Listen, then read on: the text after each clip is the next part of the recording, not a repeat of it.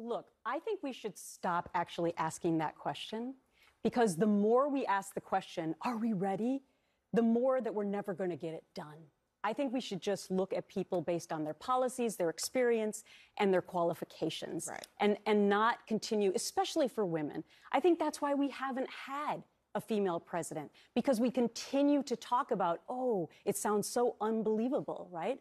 I think if we just left that aside, and I can say this as a member of the media, I think we should stop asking that question. Yeah. I mean, it's not, by the way, it is normal everywhere but here. Right. Okay? And I think that kind of barstool prognosticating, and we've seen that every race, where people say like, oh, I would vote for a female president, a black president, a Jewish president, but I'm worried about those people. Would they vote for this other group? And it's that kind of like, oh, I don't know what other people would do. And I think that people can say like, I am ready for this, and I'm also ready to consider these particular politicians on their merits. Are you ready to vote for the former Secretary of Transportation? Are you ready to vote for the current governor of Pennsylvania with like specific ideas and values? And you could talk about school vouchers. Like, I agree. I think it's time, like, let's think about people with in the realm as policy. Especially politics is the road to policy, but let's talk about true, this. But I mean, it's also okay, politics, right? Like, and if it were any other group of people, it's always, the ticket is always about some kind of balance. I mean, is that just politically wise to have two people who are fundamentally known for a lot of the same issues, who have a lot of the same kind of portfolio in terms of how they might relate to voters? I do think you have to play electoral calculus, right? You got to make sure you are able to win a state, or you bring something to the ticket. Unlike what Donald Trump did with J.D. Vance, he brought nothing but just mini-me, maybe a backup singer. But I do think this country is so thirsty for genuine leadership. It's been so long since we've seen something that was energetic and bold and visionary and vision casting. This country just needs to feel a genuine leader. I don't care if it's two women. I don't care if it's a woman, man. The mix does not matter. It's just genuine, authentic leadership. Somebody who buys into policy and being able to defend and explain their policies, being able to be empathetic and understand the other side. Right? That's a huge issue, being empathetic, Democrats to Republicans or Republicans to Democrats, and use a tone that actually sounds like the president of the United States instead of, to use your word earlier, a punk. Right? Just be proud, whether you're on Twitter or giving a speech or talking to a foreign dignitary. Act like a president.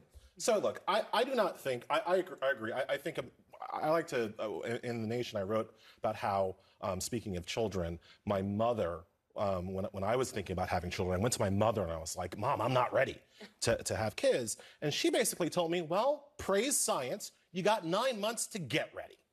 Right? Like, that's what you got, right? And so this question, like, America's going to have 6 months to get ready for whoever that ticket is. And I think that America will get there by then. I do not believe in a country where there is a person out there that is like, well, I wouldn't vote for two women. One woman, all right. Exactly. Two women, that's too much estrogen. Like, I don't think that's not a person. That's like Brett Stevens calling, right? So what about a gay man in Pete Buttigieg, who a lot of Democrats believe is one of their best messengers out there?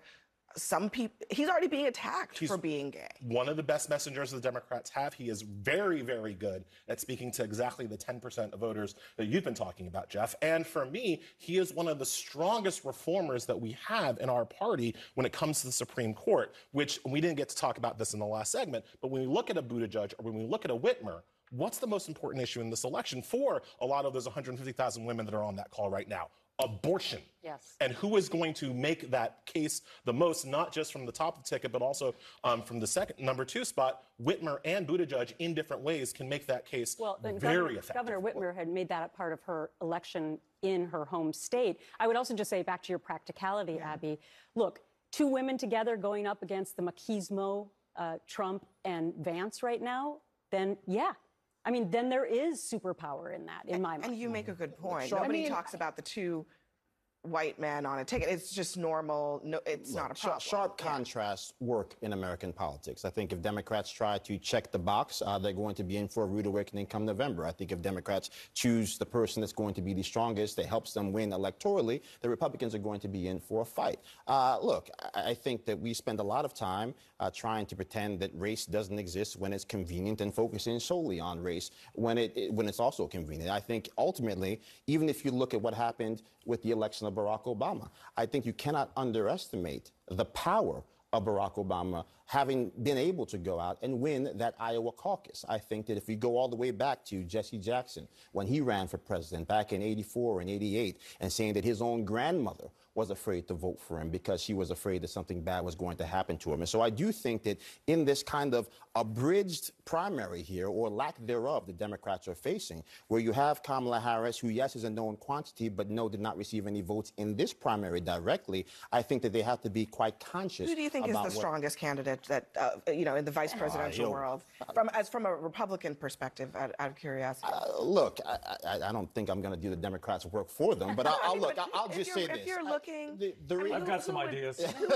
Who would be, you know, someone who would give the Trump campaign a little bit of fear here? I don't think the Trump campaign is going to be afraid of anyone, but I do think that if you're talking about what are the objectives for Republicans, we need to make sure that we win Pennsylvania. We need to make sure that we win North Carolina. There is a pathway for President Trump to be elected President of the United States of America, even if he loses Michigan and Wisconsin and Arizona, as long as he holds on to places like North Carolina and Pennsylvania. So, yes, that is a critical reason why I think that Democrats are probably mulling this over. I also think it's part of the reason, going back to the beginning of the show, why President Trump, absent of normal, is holding his fire, because we don't really know who we're running against. We have no idea what kind of ticket Democrats are taking. You mean by that not agreeing initially to this debate?